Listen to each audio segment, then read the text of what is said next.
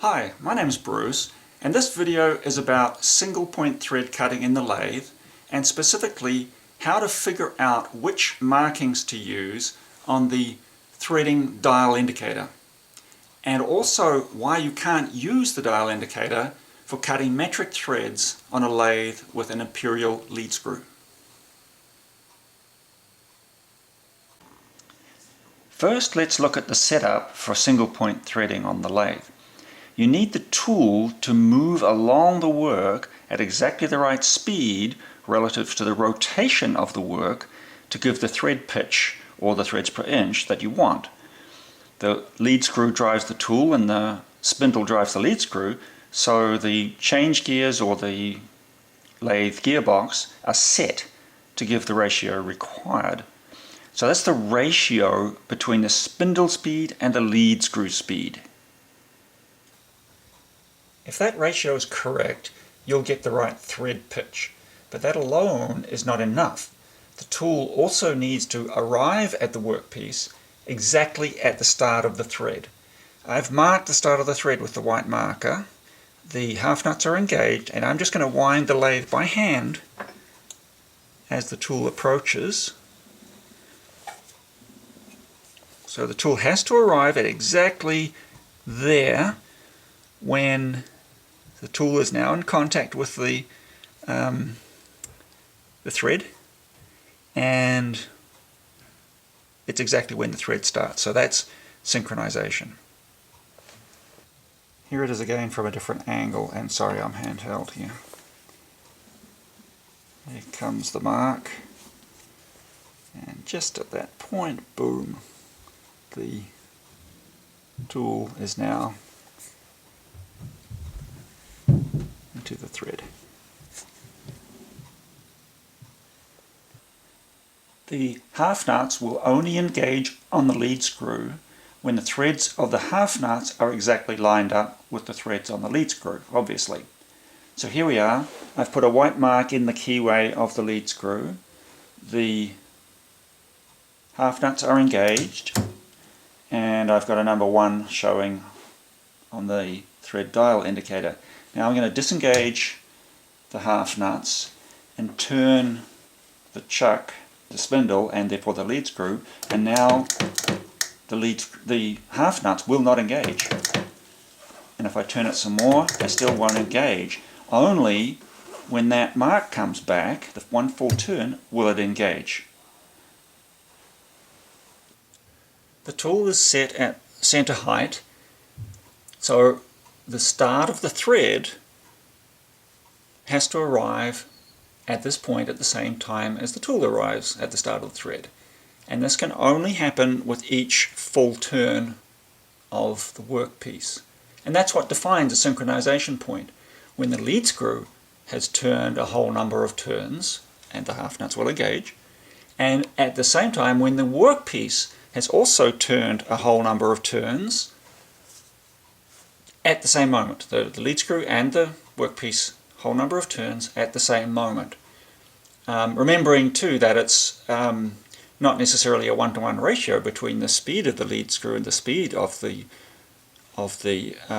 work of the spindle, so it won't be every turn that this happens.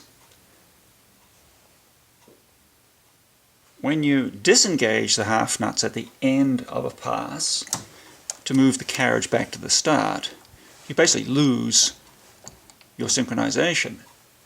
But as long as the change gears or gearbox ratio is not altered, you can find synchronization point again, which is the purpose of the threading dial indicator.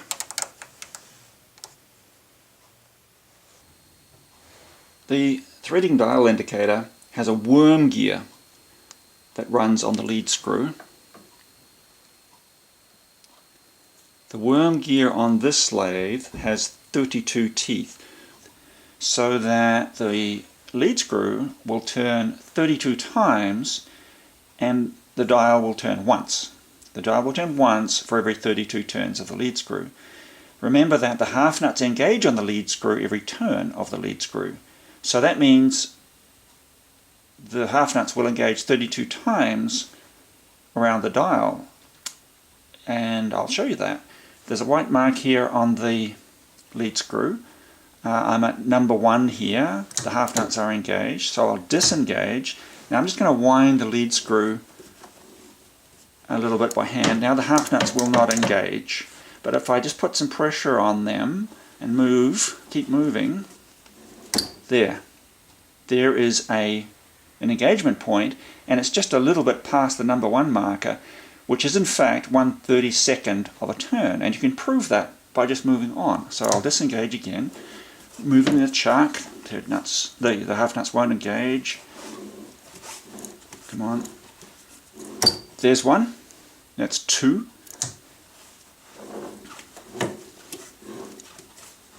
3.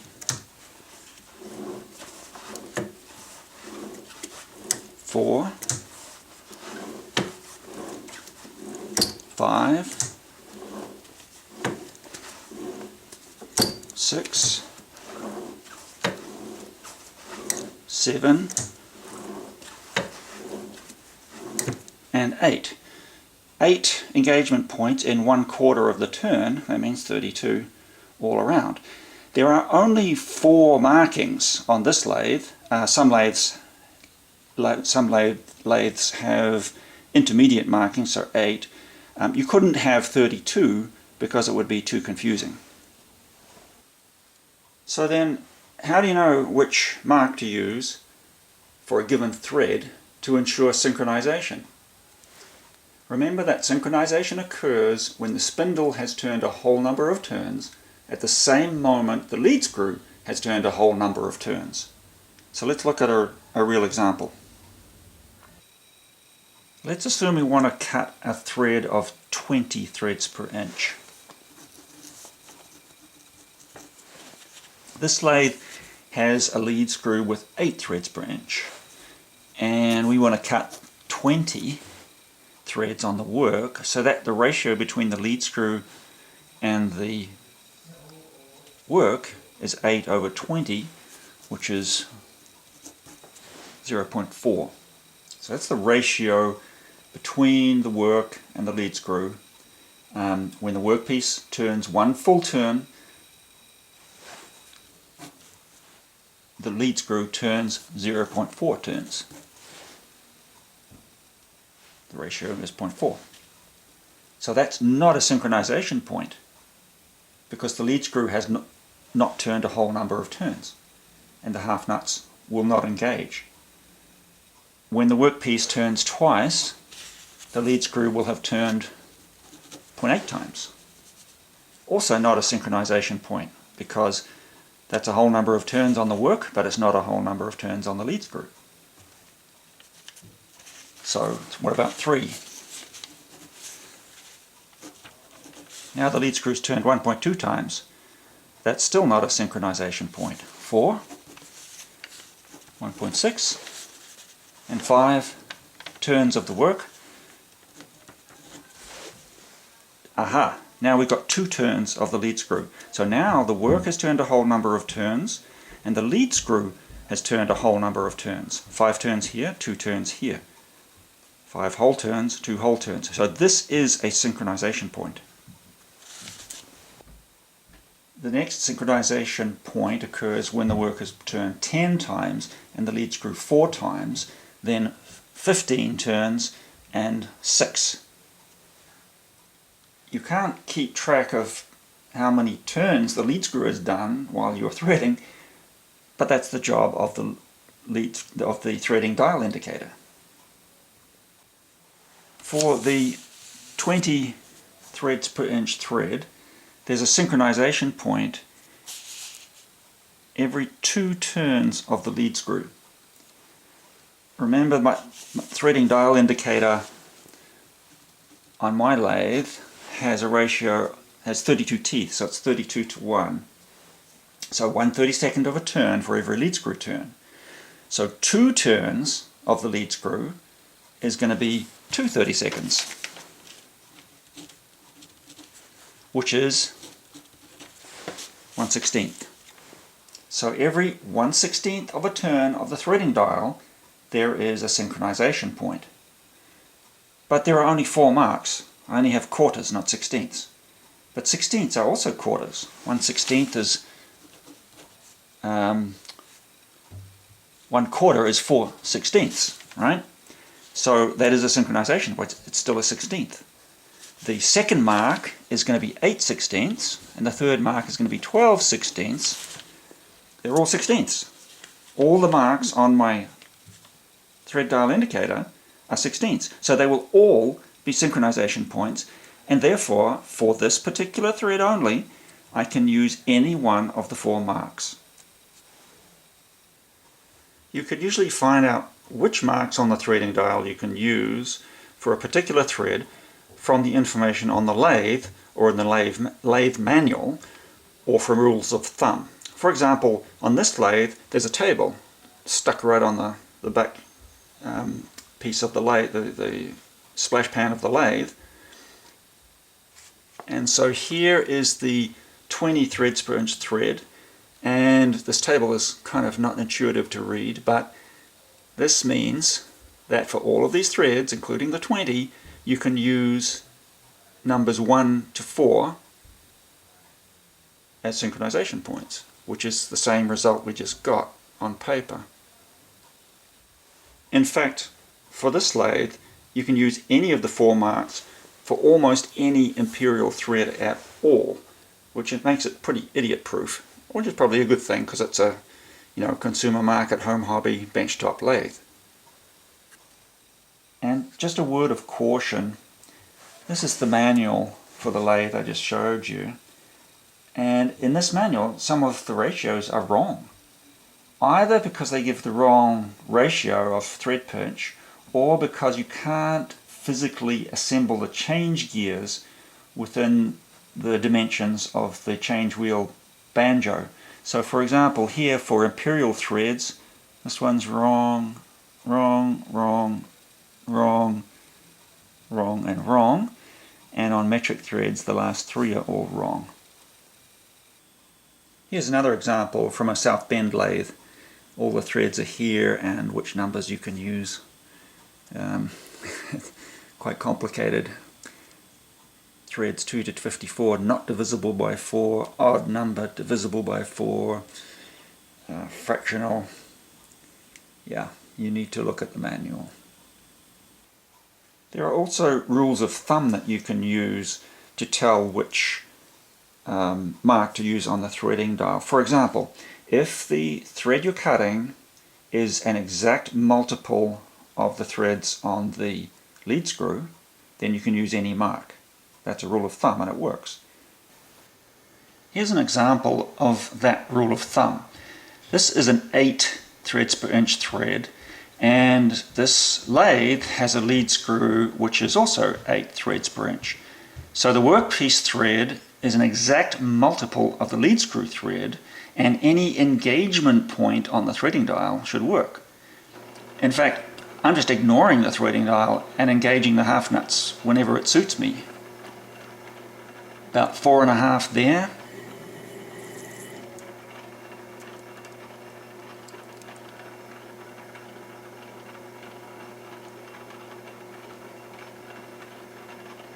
About 4 7/8 there.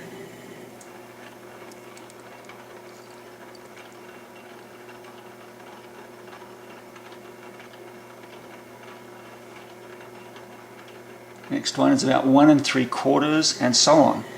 So none of these are on any particular mark, but the thread is cutting in synchronization every time, as it should.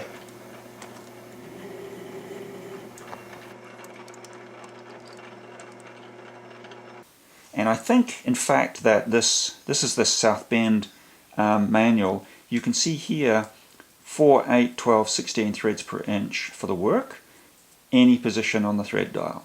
So what I suspect is that this lathe has 4 threads per inch lead screw, a lead screw with 4 threads per inch. And then any multiple of that means you can use any mark on the lead screw, on the threading dial indicator. For me, I don't like using rules of thumb because I don't use them often enough, and I can't remember them then, and it's just too easy to get it wrong. you can figure out for yourself which marks on the threading dial indicator you can use for any thread using a spreadsheet. Here's an example. Just put the desired thread here, the lead screw threads here, and the teeth on the number of teeth on the dial indicator here, and the spreadsheet figures out where the synchronization points are. It just works by identifying where there is a whole number of turns of both the work and the lead screw.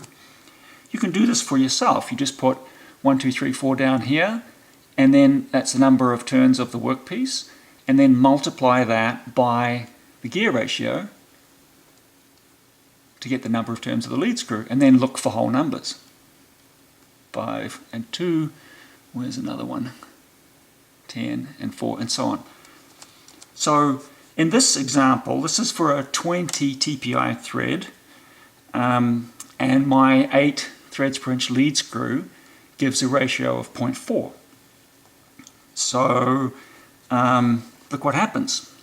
There's a synchronization point at 1/16, 1/8, 3/16, and 1/4 of a turn of the thread dial. And that's the same as we saw before on paper.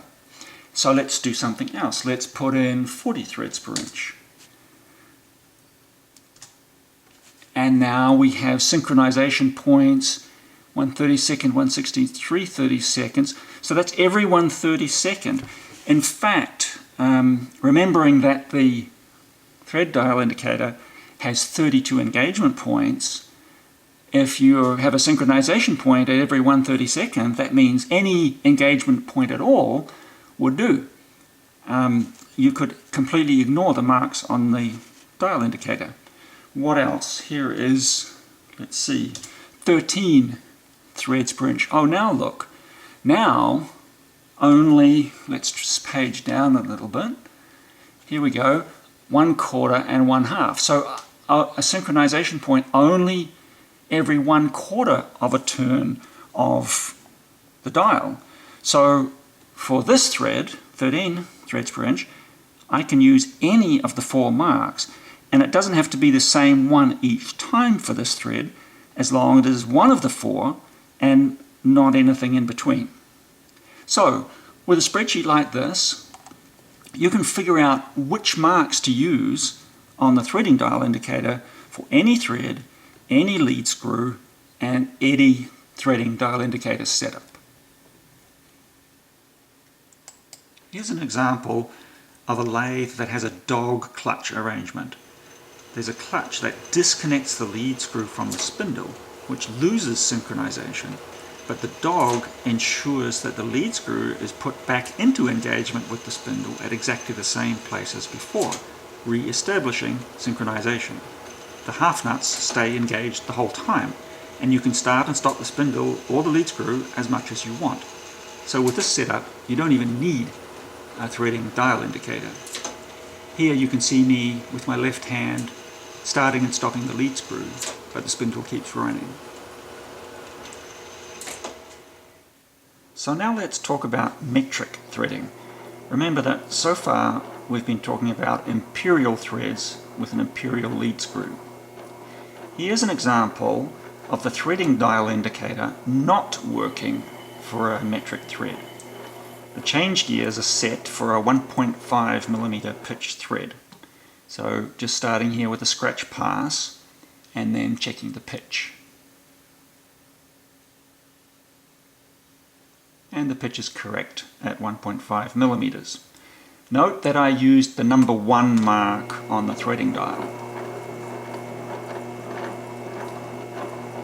So now going back to the start, feeding in, actually not feeding in, this is just all just scratch passes, waiting for the number 1 to come round again. There we go, engaging it, number 1, and another scratch pass. And then just repeating. I'm running this in real time so you can see that I'm really using the same mark every time.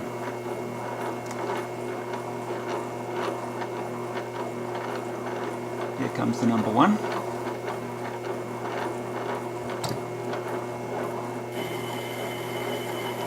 And if you notice, the scratches are not in the same place. It's kind of migrating and walking across.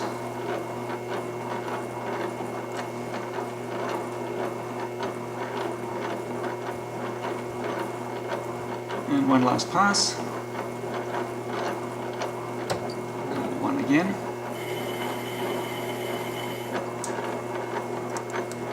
So that's 4 passes, all in different places. If you look closely, you can see 4 scratches next to each other. So that's wrecking the thread. It just does not work. Using the thread dial indicator with the same mark doesn't work on this metric thread. Let's look at why that is.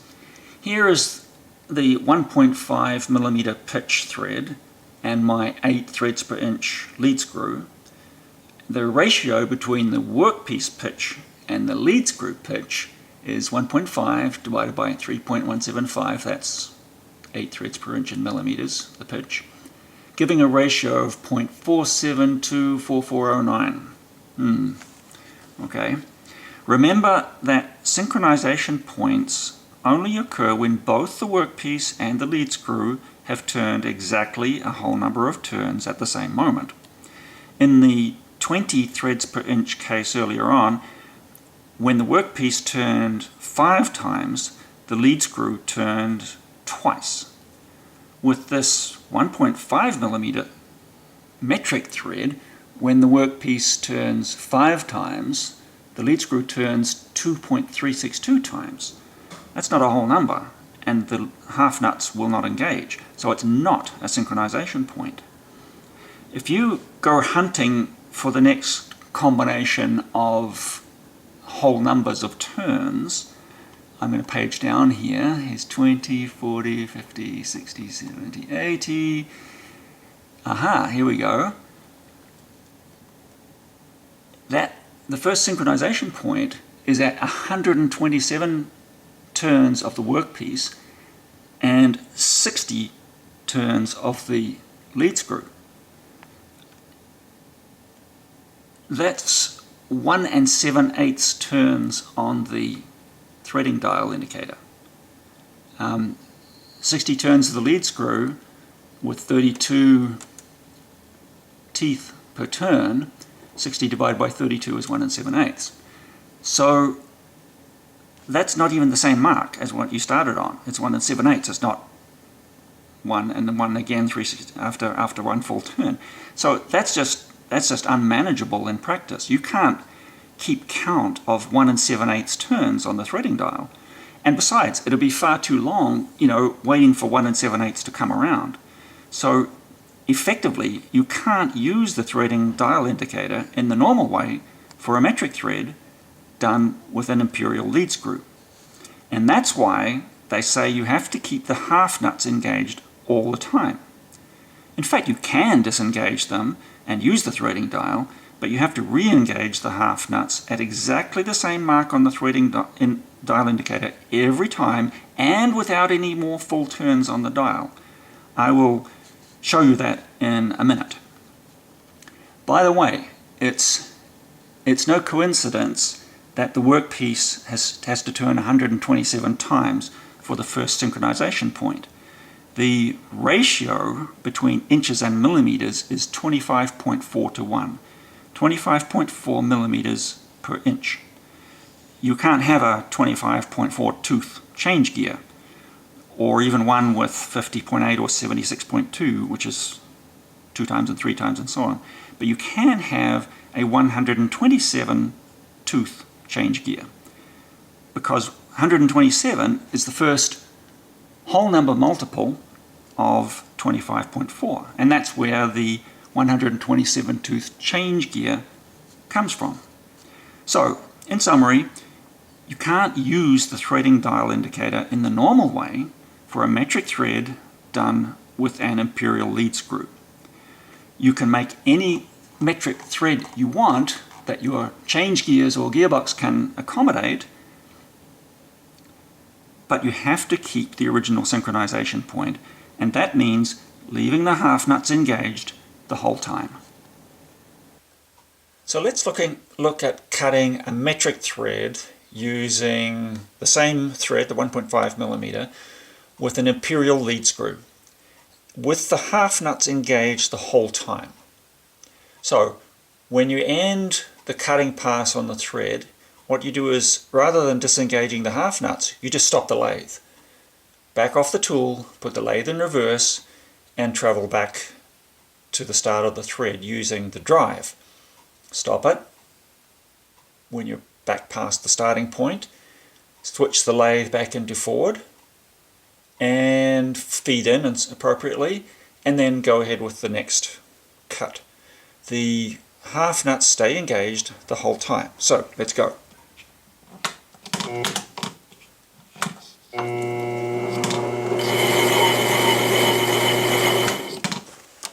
Back off the tool, switch to reverse, travel back to my 0 on the cross slide, feed in on the compound, switch to forward, go again. Stop the lathe, back off the tool, switch to reverse, travel back.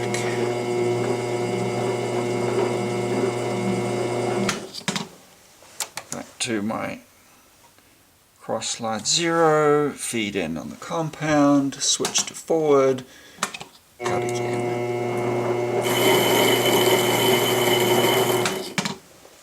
And so on.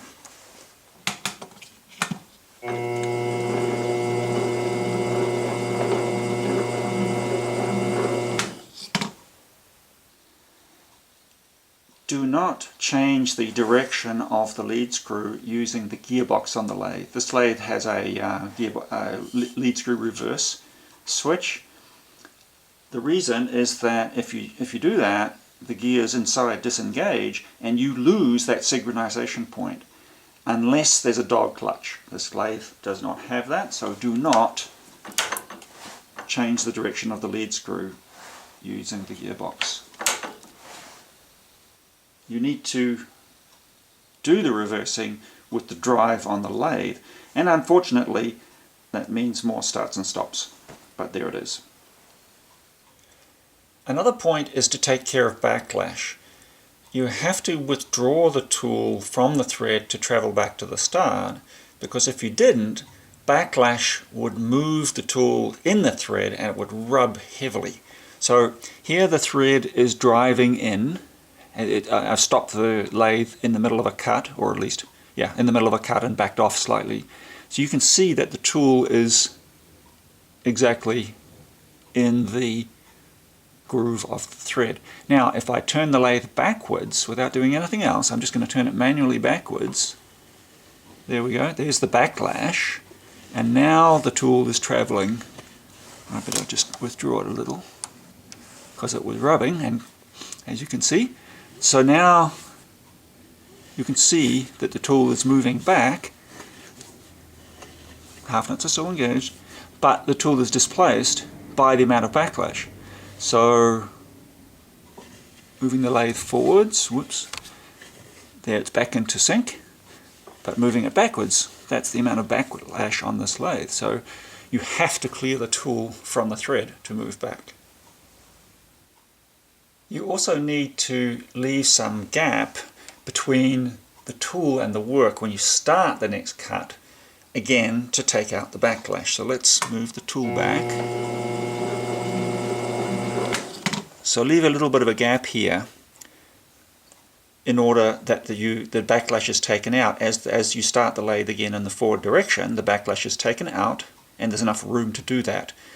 On small benchtop lathes, it also gives you a little bit of a run at the thread. It gives time for the lathe to get up to speed, which on small benchtop lathes can be an issue with slow cutting speeds and torque. It's also good if you have a variable speed drive, because you can speed up the return. It can be a bit of a drag waiting for the tool to return along the thread, especially if it's a long one, at thread cutting speed. So I'll show you that.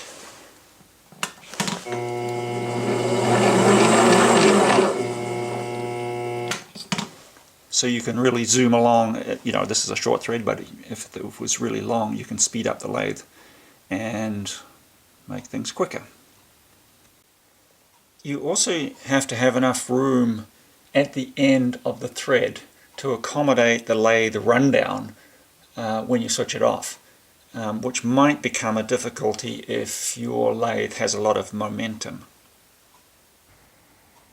You can in fact disengage the half nuts at the end of the cutting pass, like with an inch thread, provided you can find the exact same synchronization point again. Here's how it works. So engage the half nuts and remember the mark that you're using. You're going to need the same one all the time. I suggest you put a mark on it or something. Then disengage the half nut at the end of the thread, just like you would with an imperial thread, set up, but then stop the lathe without too much delay. Let's do that. Forward, let's go. Ready to disengage, let's go.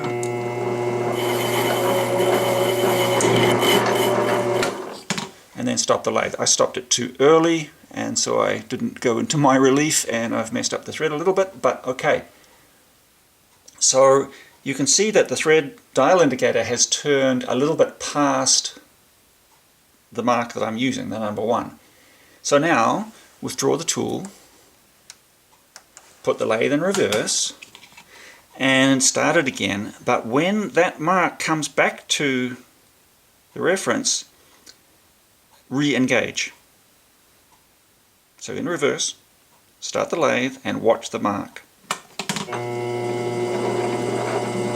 Re-engage at the right point. The tool travels back into forward. Reset the tool. Lead in. Ready to disengage, and away we go. Let's do it right this time.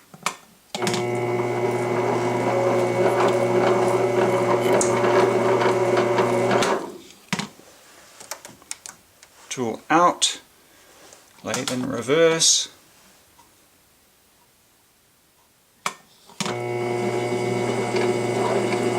Re-engage at the same point, and so on.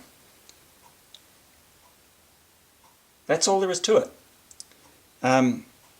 It has to be exactly the same mark, and it cannot be the same mark one turn later. It has, because that one turn loses your synchronization. It has to be the same mark on the same turn, if you will. So only go a little bit past and then come back. And that's all there is to it. So this method uses the half nuts to stop the threading where you want to. For example, if you're threading up against a shoulder, keeps the synchronization point as if you had never disengaged the half nuts. Now let's talk about how you can recover a thread if you lose synchronization for any reason. I would think most people have done that. I know I have at some stage. So you can recover, take the tool away from the work, and clear of the work, engage the half nuts, preferably at the same mark you were using before, just so you won't misstep, but can be any mark, and then power the tool in to opposite the threads.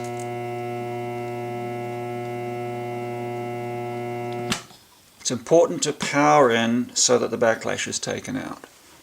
Then just use the compound to adjust the position of the tool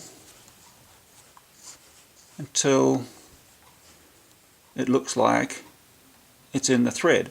A white background helps, and silhouetted lighting, and then you can push in here with the cross slide. Looks like it's too far to the right here, so a little more on the compound, a little too far to the left, and That's beginning to look quite decent. So that is your new set, your synchronization position. So now you can just withdraw the tool,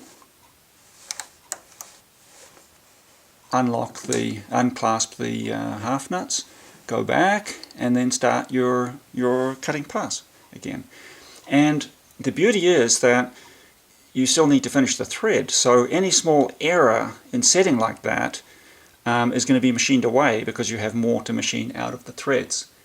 So yeah, so that's how you can recover a thread if you lose synchronization. So, in summary, single point threading needs the tool and the work to be synchronized, and synchronization occurs when both the work and the lead screw have both turned exactly a whole number of turns at the same moment. Using this principle, you can figure out for yourself which marks on the threading dial indicator to use. For metric threads done using an imperial lead screw, synchronization points are few and far between because of the odd ratio between inches and millimeters. So effectively, you can use one and only one mark on the thread dial indicator without any full turns either. Keeping the half nuts engaged all the time is a good way to ensure this. And that's why the wisdom is that you can't disengage the half nuts for metric threads with an imperial lead screw. In fact, you can, which really helps when threading up to a shoulder, but you just have to make sure you re-engage the half nuts at exactly the same point on the thread dial indicator and without any additional full turns. And all is not lost if you lose the synchronization point. You can recover synchronization by using the compound to adjust the position of the tool. That's all for this video. I hope that you have found something interesting, learned something, or found something entertaining. Bye for now.